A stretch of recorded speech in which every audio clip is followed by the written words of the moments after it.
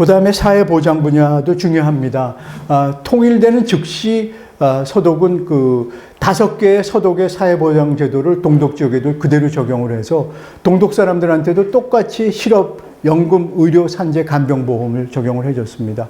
그 얘기는 동독 사람들도 기본적인 삶을 보장을 해준 거죠. 아프면 병원 가고 실업하면 투당받아서 살고 이런 거를 해준 겁니다. 그런데 이것이 이제 아까 말씀드렸듯이 동독에서 대량 실업이 발생을 하니까 실업수당이 엄청나게 나가는 거 아니겠어요? 갑자기. 그래서 저것도 경제에 큰 부담을 준 요인인데요. 그렇지만 그럼에도 불구하고 통일의 충격을 흡수하는 데는 저것이 큰 기여를 했다. 왜냐하면 동독 사람들한테 기본적인 삶을 저걸 통해서 보장을 해줬으니까. 그렇지 않았으면 동독 사람들이 어떻게, 실업한 그 많은 사람들이 어떻게 먹고 살았으며 어떻게 됐겠습니까? 그러니까 그만큼 돈은 많이 들었지만 그만한 그 가치가 있었다. 그리고 이제 동독 지역의 행정체제도 새로 정비를 하는데요. 그래서 신연방 재광단이라는 걸 설치를 해서 동독 지역의 공직자 200만 명을 심사를 다시 해가지고 그중에 140만 명은 재임용을 했습니다. 동독의 비밀경찰하고 연결이 되어 있거나 이런 사람들은 다 제외시키고 140만 명은 그대로 재임용을 했다. 그렇게 보시면 됩니다. 그리고 동독군은 16만 7천 명 정도 규모였습니다. 그런데 총 한 방 안 쏘고 다 조용하게 평화적으로 다 무기 내려놓고 해체가 됐습니다. 우리로서는 좀 부러운 일이죠. 그리고 동독군 내부에서도 그 정부의 군에 대한 처우에 대해서 불만이 누적이 돼 있었다. 그리고 서독은 동독군에서 퇴역하는 군인들한테는 서독하고 똑같은 수준의 군인연금을 지급을 해서 퇴역을 하더라도 다 먹고 살게 그렇게 보장을 해줬다. 이런 환경 속에서 동독군은 다 아무런 저항 없이 다 총 한 발 안 쏘고 무기 내려놓고 군복을 벗었다. 이렇게 보시면 됩니다. 그렇지만 최종적으로 약 10,000명 정도는 통일된 독일군으로 편입을 시켰습니다. 그것은 장성은 한 명도 없었고요. 그것은 주로 정비병들, 동독군이 갖고 있던 최신 소련제 무기들, MiG, 미국 29기라든지 당시로서는 소련 진영의 최신의 무기 체제들은 그대로 인수를 해서 썼습니다. 아까우니까. 근데 그거는 정비할 수 있는 사람, 운영할 수 있는 거는 동독군 병사뿐이 없으니까요. 주로 그런 사람들 위주로 해서 10,000명 정도는 결국 정을 했다. 교육 분야도 굉장히 중요하고 통일이 되면 고등학생 애들은 어떻게 하는가 우리도 당연히 의문이 들죠. 그거는 통일된 다음에 갑자기 서독제도 하에 시험을 보게 하면 그거는 unfair한 거 아닌가, 불공평하다. 서독 학생들이 훨씬 유리한 거 아닌가. 당연히 그런 의문을 품게 되는데 그래서 경과 규정을 둬서 2년 동안은 동독에도 수능 제도가 있었고요. 서독에도 있었는데 동독은 동독 나름대로의 그 수능 제도를 그대로 유지하도록 했습니다. 그렇게 해서 동독 학생들의 희생을 막아줬죠.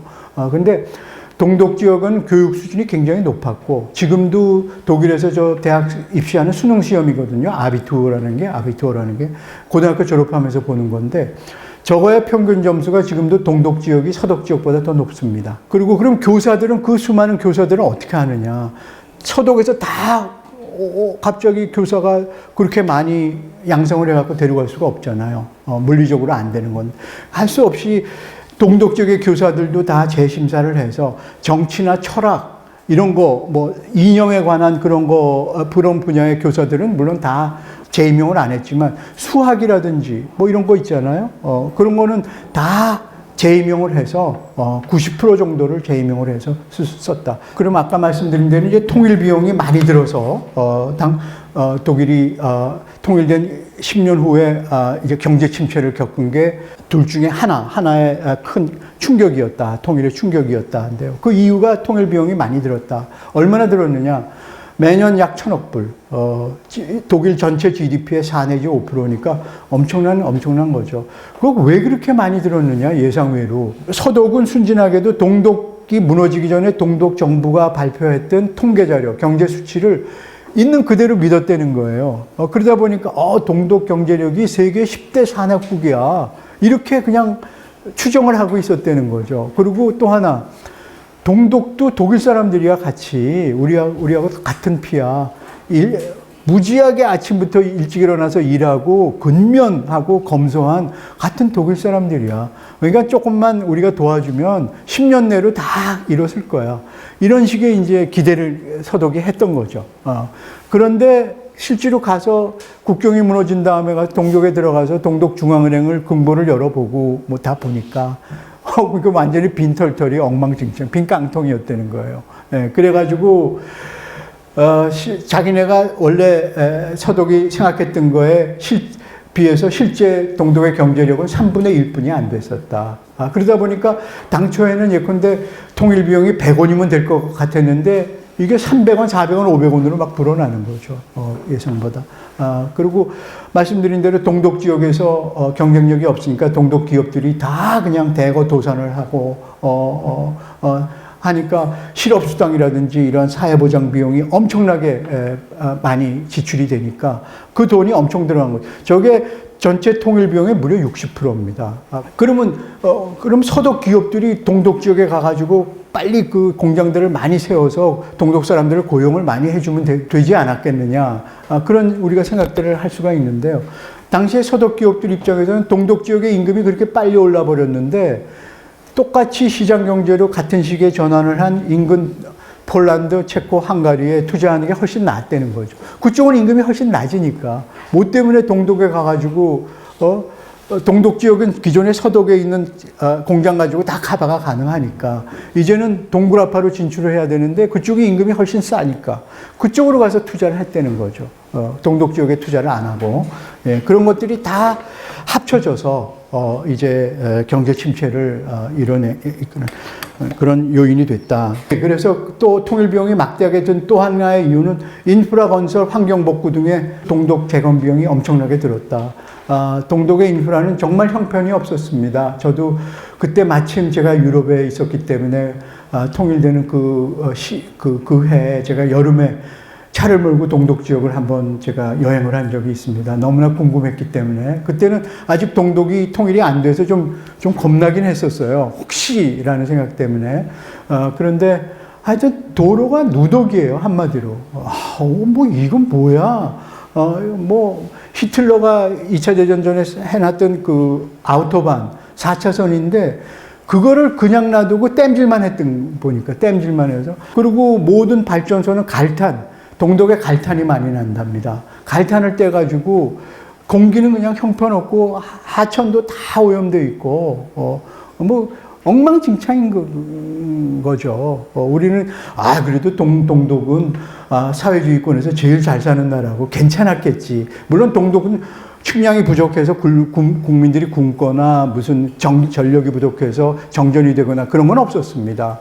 그렇지만 가서 보니까 아니더라고요. 야, 이건 정말 완전히 모든 게 잿빛이에요. 잿빛. 뭐 이런 데가 다 있나 그런 제가 제 개인적인 그런 경험을 했었습니다. 근데 지금은 엄청난 돈을 들여서 동독 지역에 가면은 여러분들 독일 가보신 분들 알겠지만 훨씬 더 인프라가 좋아요. 서독 지역보다. 네. 전부 새 거니까. 뭐 고속도로도 번쩍번쩍하고 뭐 전부 새 거. 제가 그때 90년도에 서독 지역 여행할 때 참 그때 제가 영국에 살다가 갔었는데요. 그래서 야, 독일 정말 잘 사는구나. 그냥 윤기가 흐르는구나. 그런데 이제는 서독 지역 가면 땜질한 데 많아요. 왜냐하면 그 돈을 자기네 거기에 쓰질 못하고 동독 지역에 다 쏟아부을 수밖에 없었기 때문에 제일 잘 산 데는 바이에른주 가더라도 군데군데 땜질한 도로들이 볼 수 있습니다. 네. 그래서 그러면 이렇게 막대한 통일 비용은 재원을 어떻게 마련했느냐? 그는 통독 기금이라는 거를 4년 동안 90년부터 94년까지 조성을 했고 연대협약 1, 2를 해서 지금 시행하고 있어요. 연대협약이라는 건 한마디로 독일의 16개 주 중에서 잘 사는 주가 자기가 그 재정의 일부를 돈을 못 사는 주에다가 이전해 주는 겁니다. 도와주는 겁니다. 우리는 그게 개념이 잘 없죠. 우리한테는 생소한 제도인데요. 그건 독일 사람들 간의 그 연대의식이 굉장히 높기 때문에 저게 가능한 거죠. 그렇지 않으면 불만 때문에 저걸 시행할 수가 없죠. 왜 우리 도민들이 낸 돈을 가지고 왜 쟤를 도와줘? 불만들이 막 나올 텐데 그런 것들이 있긴 있었지만 그래도 크게 나오지는 않았었습니다. 그리고 마지막으로 통일세, 유명한 통일세라는 것을 신설을 해가지고 지금 현재는 5.5%의 통일세를 걷고 있습니다. 그래서 2021년에는 다 이제 저것도 만료가 됩니다만 이렇게 재원을 마련을 했다라고 말씀드릴 수가 있겠습니다.